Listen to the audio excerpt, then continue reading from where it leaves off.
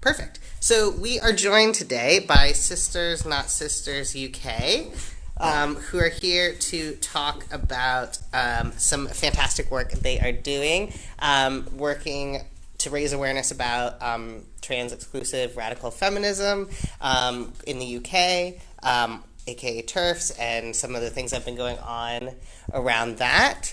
Get started. Okay, so we have a React group.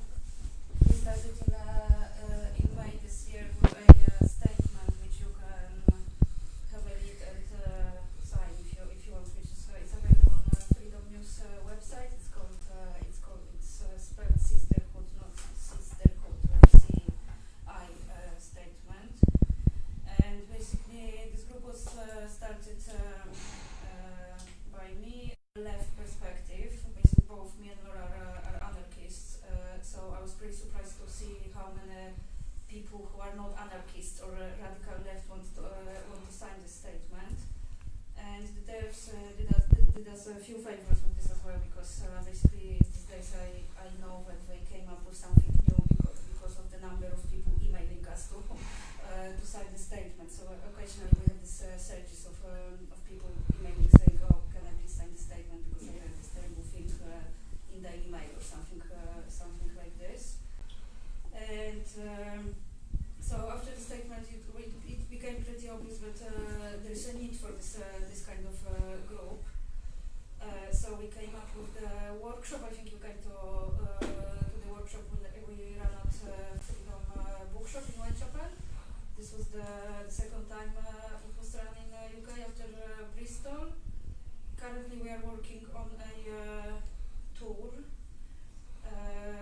all over UK, which is a little bit difficult because we need some funds. Basically, we need to raise some funds. Probably not a lot of money, but still we have to afford travel at the very least. So soon we will have very cool T-shirts, which hopefully will help us with the fundraising. And apart from the statement and workshop, we also run Facebook. I think there's a lot of groups made by trans people for trans people, but it's kind of nice to bridge that between the communities. So. Yeah, this was the plan basically. So Yeah. if you can think of anywhere to host this workshop, let us know. We can drop us an email. We will be happy to come and organize it basically.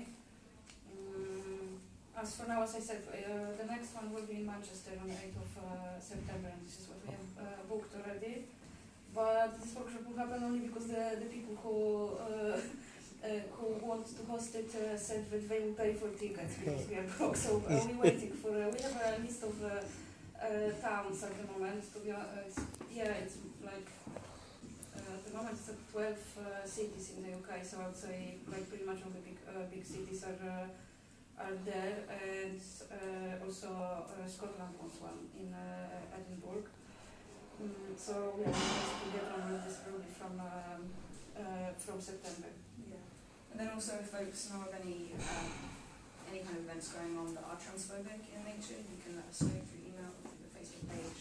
And then what we try and advocate for is basically to just be there as a presence to show support for trans folks. I want to speak for the group. Oh, food's around. Of course, very important food. Yes, it's very hot. Okay. And cutlery.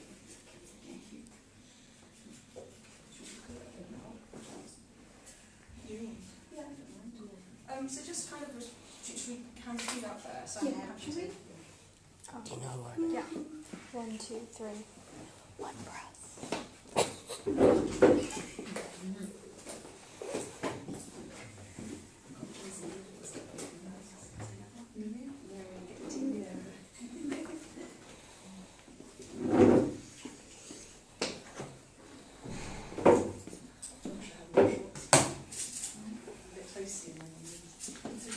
Yeah, this room is not the coolest. For people who weren't aware of what happened at London Pride, could you sort of explain what happened?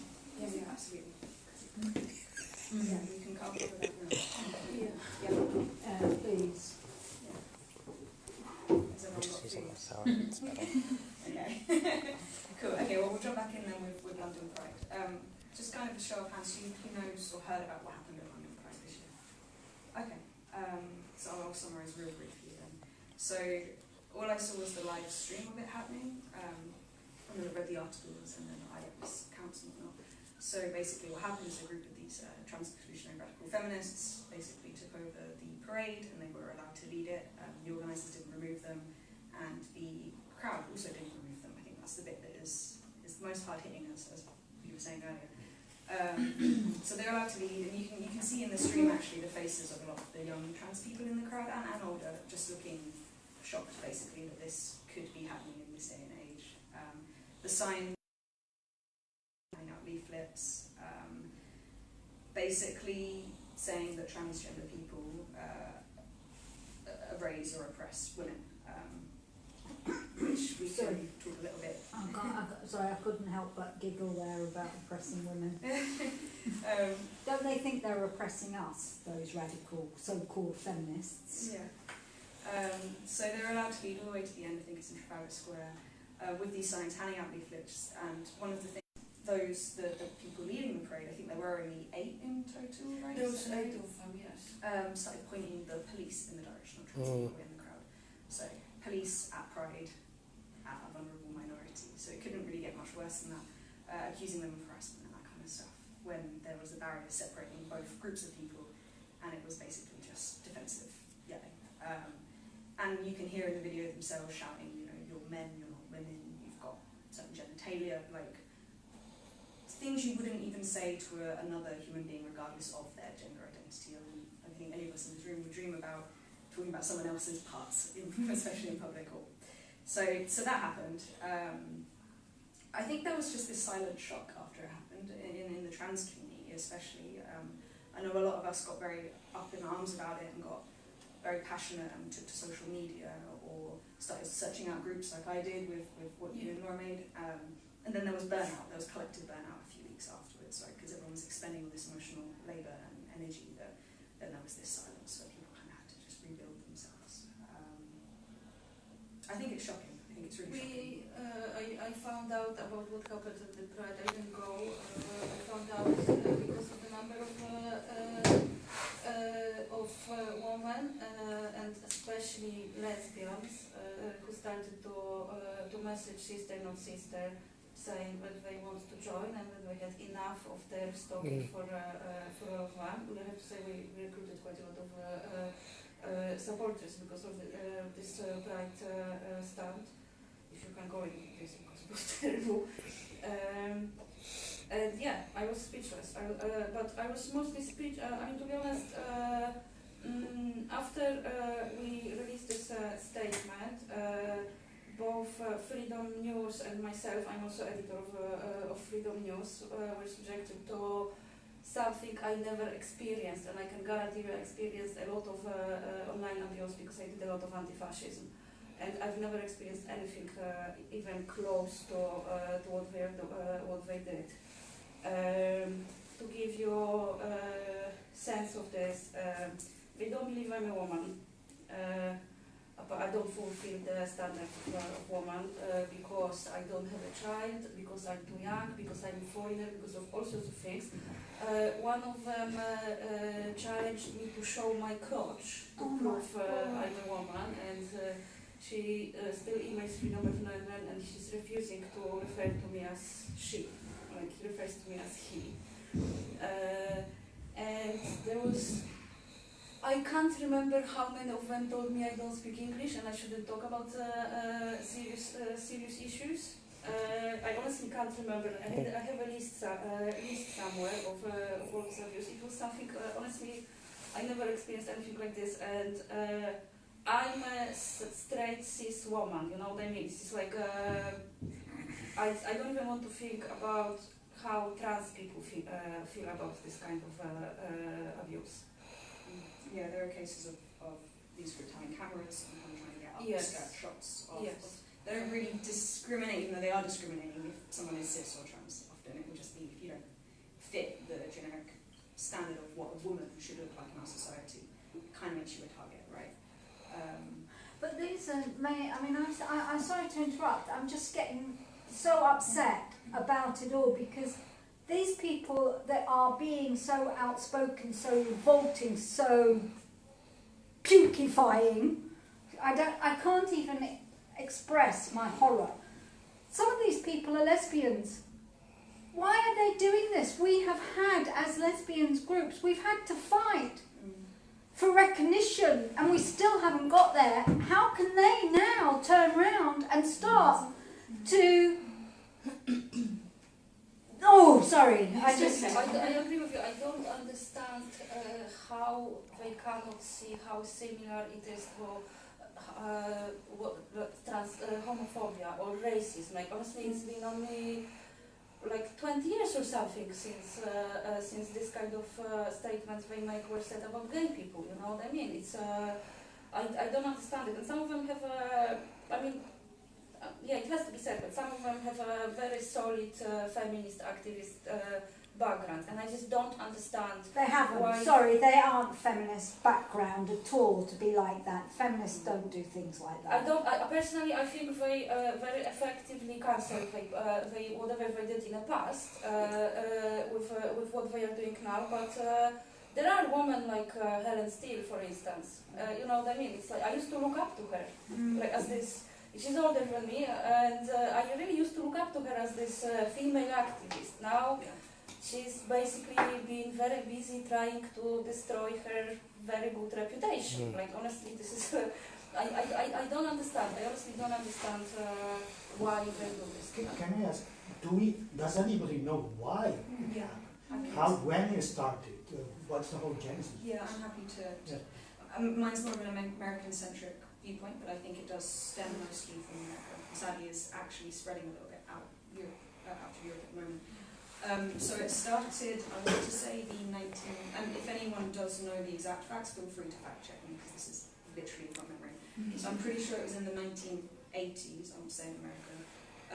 And it sadly started in a split of, is it second wave feminism? It was, yes. Second wave feminism between, there were certain feminist groups in America at that time, and sadly a lot of them were lesbian feminist groups, and there happened to be a split in that time where there were the feminist lesbians who stood with trans women and trans people, and those who didn't. Those who didn't have actually got a violent past, although current modern day TERFs will say that they are non-violent and they don't have that violent past. There were eyewitness accounts of them walking with iron bars, threatening trans people in the streets, all sorts of sexual harassment, undressing, forcibly, that kind of stuff, verbal harassment, stalking. I think you were talking about a case, right, with the attempted shooting, assassination. Yes. And it was this split in the movement. It was also really tied in with gay rights liberation during that period of time as well. So trans people had always existed throughout time and space.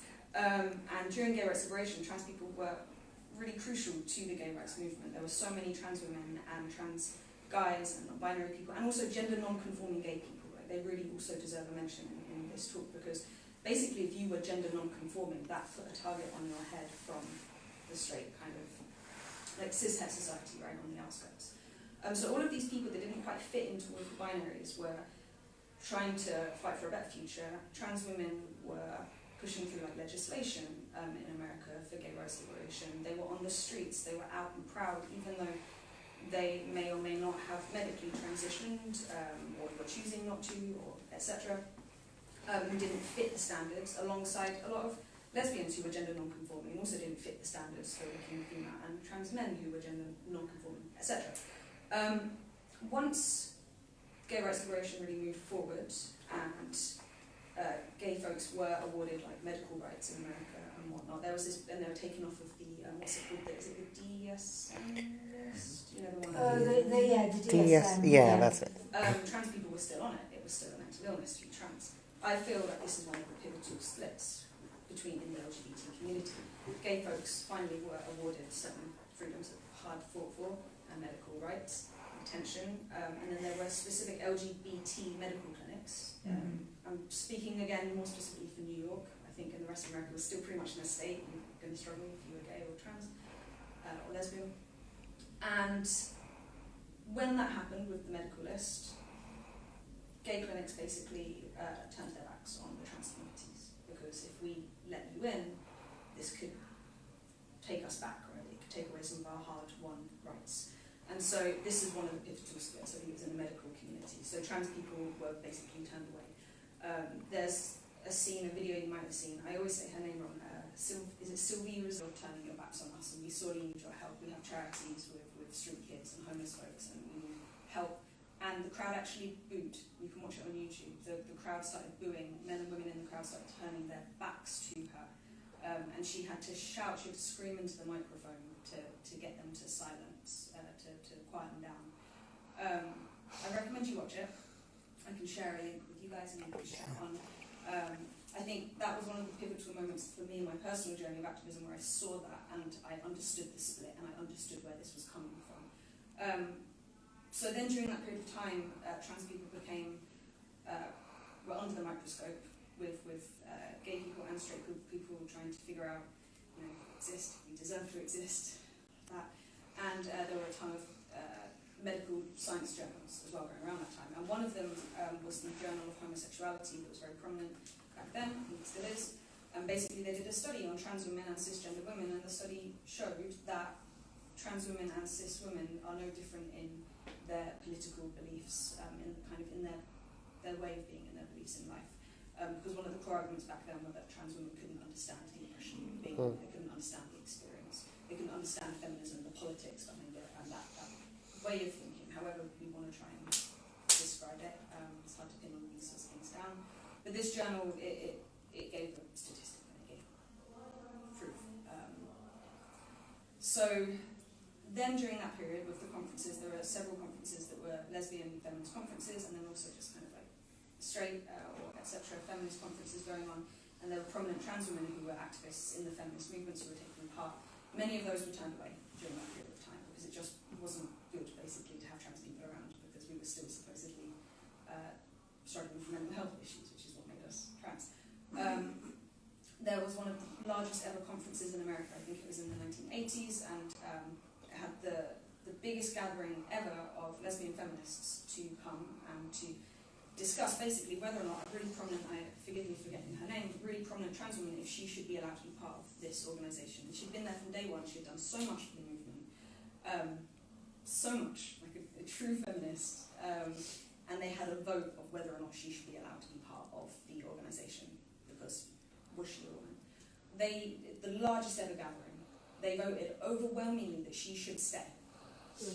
Yeah, the TERFs, the Trans Exclusionary Radical Feminists in that group, didn't have a leg to stand on. But the trans woman activist, she chose to leave the organisation because she basically felt that by causing a split, that was detracting away from the main issues at hand, which were fighting for the rights of women. So she chose to leave regardless. But I would say that now in Europe, in the UK, a lot of these groups are influenced by those feminists from America. Like they source them in their materials. There's a really prominent book written in that period of time by a trans exclusionary radical feminist who compared trans people to Nazis, talking about natural selection and all that kind of stuff. And it was horrible, vile things. They still quote from that book nowadays. So that's what I would say is that's my knowledge of where it stems from largely. I think the recent rise in TERFs is directly related to the proposed change to Gender Recognition Act. They keep spreading misinformation and blatant lies about the consequences of this law change, which seems to be very good propaganda angle for them. Because yes, you can get scores of women scared if you tell them that men will be allowed to go to rape centers. You know, it's not true, and this quick Google search will completely dismiss it. But you know, this is one of the basic arguments they use, and that's why they get so much press coverage. That's why people feel like they should listen to them because they have feminist in their name, and they claim that this law change concerns women, when in fact it doesn't concern women at all. It's like trans women are allowed to use women-only spaces by Equality Act. It's not a new thing. Basically, my personal theory is that TERFs are hate group because they try to take away already gained rights from a vulnerable minority. We're not talking about giving trans people rights, we're talking about taking rights of trans people in this case, and many others, to be honest. But I think this is propaganda angle now, and also the fact that they tend to be quite privileged. Like many of them are university professors. They are almost all white. They are almost all middle class, and it gives them this kind of first of all confidence. You know what I mean? It comes with confidence, but also access. You know, access. Like I cannot call the Guardian, like and tell them that I want to write. Like it's just not gonna happen. You know, or the Guardian is actually not. They not only call Daily Mail, to be honest, but you know what I mean. This is the difference. Like they just use their privilege to go after discriminated against minority. Yeah. Many of them are journalists as well. Yes, I mean. One of them, she's a daughter of the Times editor. Like it's not editor anymore, it's retired, but you know, they have a platform. They have a much bigger platform than I have. Despite of this, they constantly claim that the freedom of speech rights are being violated, which frankly is bullshit, because nobody persecutes them for what they say, and this is what freedom of speech protects you from being done by the state for what you said. Yes, nobody does it, but freedom of speech doesn't give you right not to be scrutinized, not to be challenged. It doesn't give you right to force people to listen to you. It doesn't give you right to always get a venue to spread hate speech. It just doesn't, like, they're not getting prosecuted. Like, they have freedom of speech, you know what I mean? But it's a very well-flying argument. By the way, it's not like the other people who use this argument are alt-right, Tommy Robinson, you know what I mean? Because it flies. So yeah. Yeah, ironically, whenever they do get access to newspapers, I think you may have read that it's been very prominent recently in mass media. There's been all sorts of trans articles going on. They're instantly picked up by like the Daily Mail or any kind of alt-right newspaper. Instantly pick up those stories and spread them around. There's a real sneaky partnership going on there. I wanted to touch on the GRA that you were just talking about a minute ago, about how they say that trans women are a threat to female-owned spaces and whatnot. Have you guys heard of the group Man Friday? So they're a group that basically believe that if they go around self-identifying as men, they'll be able to show how ridiculous it is to be transgender.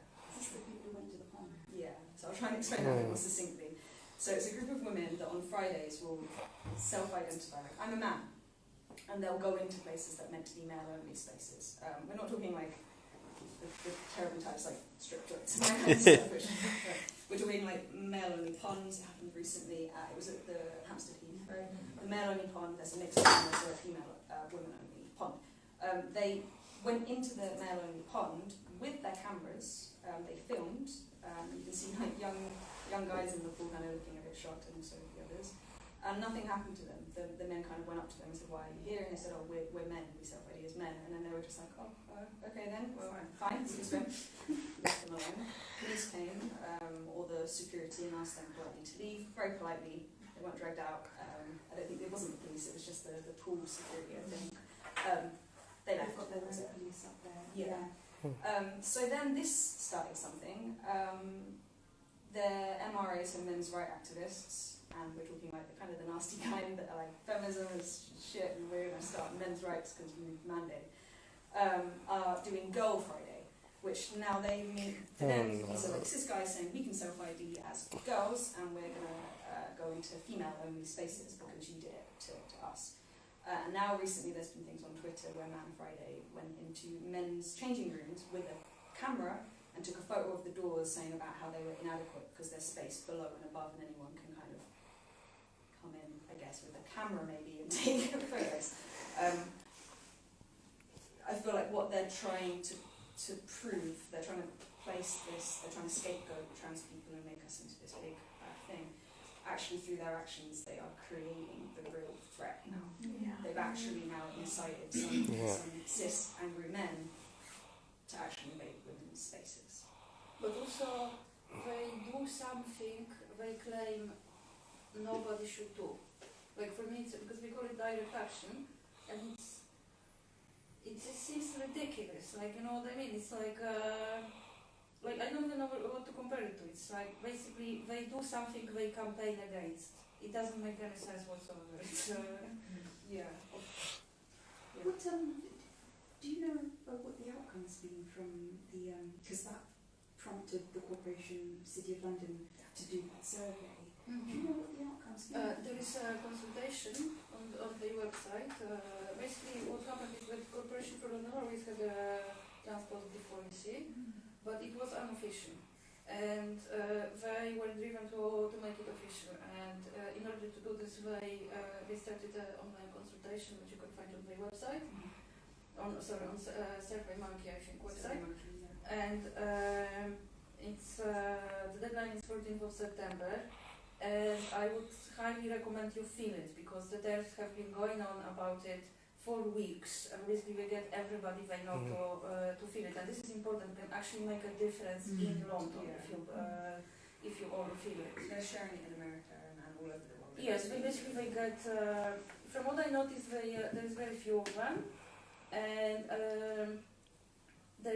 most of them are from states, because from what I saw was like from the online abuse, like they are from states. They don't really have that much of the numbers here. So we saw it on the workshop we did at Freedom, which basically the day of the workshop they called on the website for somebody who isn't still known to come to our workshop to basically, I don't know, spy on us or intimidate us or whatever they wanted to do. And in result, like literally the most well-known of them came, and this made me think that they have very low numbers. You know what I mean? Like if I want to go to every single of the workshops they do in England, I will find people. Like I will find some. Like you know what I mean? It's like it wouldn't be that difficult. And this they came, and this was quite a bizarre situation because I'm pretty sure they came for a fight. Yes. Which we didn't give them, mostly because I'm blind and I didn't spot her, and they left.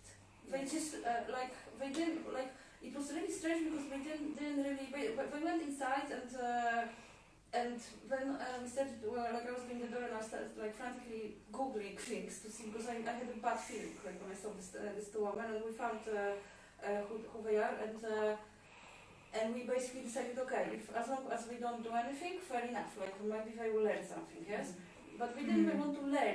They came, we didn't get a fight, and then they left after 15 minutes or something, and never spoke about it. Which was, I don't know if it was some kind of cognitive dissonance, or I honestly don't know what that was, but... One saved. Yes, but I'm talking about the two who came together, yes. But it was really strange to see that, because we keep saying that we speak for all women, or all lesbians, or all feminists, all this, all that, and they have very low numbers.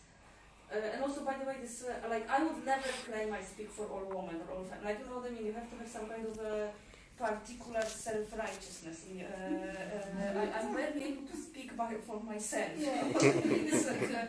I don't understand where it comes from. I understand it looks good, if you say lesbians this or women this, but it's just not true. The thing with the survey is there's a couple of, let us know if we're overrunning massively. In the survey there's all sorts of questions basically that are really dubious. One of them basically says should we be allowed to ID people when they're coming into single gender spaces? So we're talking and everyone. We've seen how this went down in America. There's been cases since the whole bathroom laws have come in certain states, right, of trans people and cis people being dragged out of bathrooms when they don't fit the Oh my God, it's going back to the blacks. No black, you've got to use that bathroom. You can't sit on that bus. Oh my God. So there's those sorts of questions in there that are going to affect everyone basically, but I don't think anybody in there, I don't know, I would hope that no one will be like, yes, we need to ID everyone coming into these private spaces. But there's all sorts of questions, so it really would be great if you can. How are they going to ID? Because I've forgotten your name, sorry. J, like the letter. As already said, transgender people have the right now to get their birth certificates changed. And you get your ID will say your name. Yeah, so how will they... What are they going to do? Well, That's the scary thing. Is it going to be a bit sort of strip off? So I don't want to be ID'd when I go to the swimming pool from the things. Well, we're all ID'd. We're all ID'd because when you, if you join, if you join, like I join, so when I go swimming at Better, when I go through, if I've done my signing in, my photo comes up. So we're all ID'd. Yeah. But how can they? What I don't understand is how are they going to be able to say, well, actually, you were a man. Now you're, but you know. Yeah, I can't understand how they're going to be able to say, okay, you started out as a woman, now you're a man, but actually you're a woman. So it's like that woman at the ponds being interviewed, saying sort of, they may be a woman now, but they'll always be a man. This radical lesbian was saying why she was protesting about having transgender people in the women-only pond. Because they may look and be like a woman, but they were a man and they're still a man. And I just get infuriated because this makes me want to cry because of the struggles that as human beings we have gone through. And I was so shocked. I came home. I used to go to Pride a lot, and then I used to volunteer in Pride when it was still a baby, and then I stopped going because it became commercialised. And I went for the first time this year, and I was really enjoying myself. And then I heard about whatever they want to call themselves, and I actually came home and cried. Because it wasn't what Pride was started for. Yeah. It wasn't what we started Pride for. It wasn't what we fought for. And touching on that, because we've seen on social media what's been happening at several prides around the world, and where people have tried to come in, and what Brighton did, what Vancouver just did. What have London Pride come back to say that they're going to do? It did release a statement. There was their initial one, then there was their corrected one. Yeah, the corrected one. What are they doing now? Because they're given this space and support through the Mayor of London's office. So also, how is that affected? What do the Mayor of London's office have to say about this? I have no idea. His credit, he did say something, and he condemned theirs. Okay. So they come. As for the Pride, the first statement was, I've never seen anything so ridiculous in my life. Basically, blaming cold weather for allowing a bunch of bigots to be the Pride. It didn't make any sense, you know? It's ridiculous when you think about it. Like, if you think about it, like, yes, it's, and especially in the light of the fact that in 2017, so-called trans activists, they also tried to block the Pride in order to leave the Pride, and Pride organizers didn't think twice to call the police and get all of them arrested straight away, you know what I mean? It's like... But the Mayor of London's office have to give the okay for the next year, right? So there's potential there to put pressure on how the organisers are dealing with what happens next year. Yeah, but I think somebody will have to put pressure on the Mayor of London office to start with. This is how it works, this whole activism thing. So how can we help, and how can people watching this video, what can we all do? I think you have to be aware of this happening, and you cannot fall to this very cheap rhetorics they use.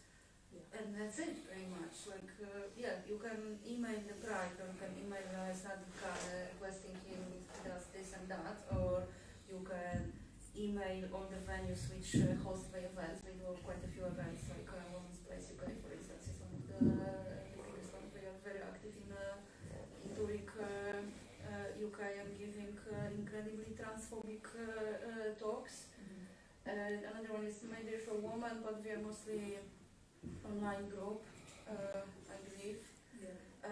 You can do what we are doing quite successfully as Sisters on Sister, which is we do mass reportings of them, and we are quite successful in taking them down from social media. Now we are working on the list of general big internet companies who give them platform, we believe unknowingly, like Patreon, for instance, has a it's like a website where you can gather donations. Yes, so My Day for Women has a page there, and I think it should be reported because we are violent, transphobic, and Etsy recently took down by their badges. So yeah, it's like, and also I mean we do get into trouble a lot on online, but they do things in real life, but I would say that we are mostly online cold in many aspects. So basically, every time when you see something like this, report it or say something. You know, I think this is what you should do. Yeah, and really don't. I think try and make people aware when they say that these are feminists, they should be allowed to have this platform and talk about these issues. Really read up on why they are not feminists. Their actions speak for themselves, and let people know that they are not feminists, right? So they can then go and do their research and spread that. Also parents as well, if you have kids or if you have friends who have children and families, these groups are really good at targeting mothers and particularly mothers online, like on Mumsnet and whatnot. They're really prevalent on there, and they share a lot of just factually incorrect information.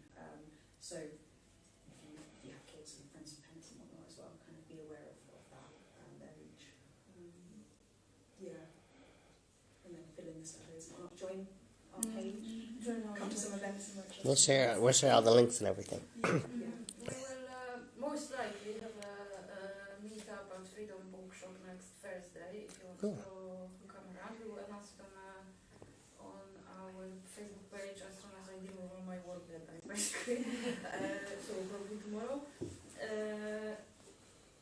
Come around, say hello, sign our statement. Thank you so much for having us. Oh, thank you for coming. Does anybody have questions? I know we're running almost slightly over, but if there are something you want to ask. Have you found an effective way of engaging with these or do you think it's better just to write them off and not engage and don't give them a platform to speak? No, we didn't find it. We are looking for it if you want. We found a way to engage with confused women, and this is what we want to do. I don't want to engage with them in any more way that I want to get engaged with racists or homophobes. I think I hope they will come to their senses, but I don't think if discussing things with them leads you anywhere. There is also this psychological mechanism that if you encounter somebody who holds completely unfounded beliefs and you present them with evidence that they are not right, it just enforces their beliefs. So basically our way of engaging with theirs is not engaging with them. So basically, we delete, ban quite a lot. But there is, since we started this, at least a couple of women who were just confused, and we spoke with them. We don't want to be very exclusive, you know what I mean? So we spoke with them, and I think we're doing a great job with just explaining things to people. For normal, for reasonable people, it just works, you know? You just explain something to them, and we're like, oh, okay, sorry, I didn't know, and that's it. Yes, I've had kind of bad experiences in the past of engaging too much because in my head I can kind of tell quite quickly now, because for about 10 years I've been engaging and trying to figure out ways to move on. It's really exhausting, yeah. And there's the types that I just want to throw slurs at you and hate words and kind of shout you down. There are the types that are confused, right, who aren't necessarily feminists, they're just, maybe they are feminists or they're not feminists, but they're just people that have heard those rhetorics and they want to know more. And maybe we'll say something that's a little bit offensive, but you know that it's coming from a questioning face. I give them time, all the time. And then there are the ones who are really smart in how they talk to you, and they're very smart at manipulating conversation. I was detransitioned when I was younger, caused all sorts of damage, and it took me about 10 years to finally actually transition and admit to myself that I was transgender. And those were the types I used to engage with. I really respected these women. I thought that they were feminists. I was part of their groups, and I would have these conversations and feel like I was making some progress, and then they would slip in some factually incorrect information, or maybe it was because of trauma that you were trans, or those sorts of little things. Gaslighting, I guess, would be the key word here. And it's those type that I think that just absolutely should not be engaged with, because they're very smart. They don't intend on listening, and they have an ulterior motive when it comes to people, to either cis people or especially questioning young people who are questioning their gender and whatnot. Also, another issue of engaging with them is that they are after forcing some kind of emotional response, and once you do this, they will take to Twitter and tell you you are a woman abuser, or like basically they want to present themselves as victims. So they will say something outrageous, and you will tell them what you think about it, and all of a sudden you are the abuser. It's a very common mechanism. I've seen it many times, especially with trans people who just lose it with them because they deny their existence. You know what I mean? So this seems to be quite common tactic, and this is one of the reasons we just don't engage with them. Yeah. We just don't. Yeah, and I encourage people on the page not to engage as well, and not to expend that emotional labour and energy, because it's not helping anyone, or helping the person who's having to expend all that energy. Yeah. Yeah. Thank you very much. Yeah, thank you so very much.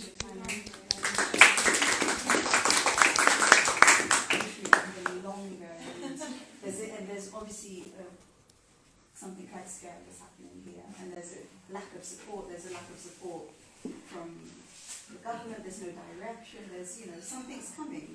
It's on its way, and Now is the moment. Quite interesting, because it's like a community that kind of grows rather than actually came from somewhere. In London in general, because generally around the world, people come into London, I suppose, people that consider themselves English, that have all the old ways and things and not actually see anything. It's something that's growing in the community rather than like an influx of certain foreigners and things. So I mean, I don't really have much of a point. It's just, I suppose it's different. You can't like really act like you're the same as like other like immigrants and things like that, because it is just a different thing. But I suppose it's just the way that people will actually look at such a thing, as if that it's in their power to maybe change you because they feel that maybe you are English or whatever, and it's their right to maybe help you be what they think is the better way of being, when, I mean, obviously they're wrong, but it's just, I thought I'd bring to light that obviously it's something different other than, other cultures and different kind of understandings. So it's something that I guess Muslims have on other cultures and countries that already do have various different gender identities. I personally believe we have very rigorous gender norm stereotypes in Western cultures. So we do need to break those down from hierarchy, right? Yeah. Well, I suppose you're lucky that growing in London, because it's like the city that changes the whole world, really. So once you do actually get full establishment, actually, for your lovely selves and things, then you can actually help the world in who struggle with this in other countries and things as well. I think it starts at the schools. I mean, I've got a friend who, I know someone who's got a kid who's at school, and someone in their class is identifying as a boy, and the school are handling it really well, in that they are allowing him to be him. And what they've done is they've educated the class, they've educated the families, the parents who are worried. Oh, we're worried. So I think it starts at school. I think it's not just a London thing, it's worldwide, and it has to start at a young age. Because if you get the youngsters and you get the parents, you're on a winning wicket. Yeah, absolutely. I agree. I still am making the point though. I mean, to like teaching sex education to like people in primary schools and things may not be like such a good idea because children and things they run around and like nobody's business is. I mean, I had girlfriends in primary school, but if I had sex education when I was at that age before I even left primary school, so it's something I suppose you have to think about, so you can go around it in a proper way. We're going to have to bring it to an end only because we're running quite over now. We're going to put all the links online, and also I've got some resources on the show if you can pass it about. And we'll take a 5-minute break for everybody.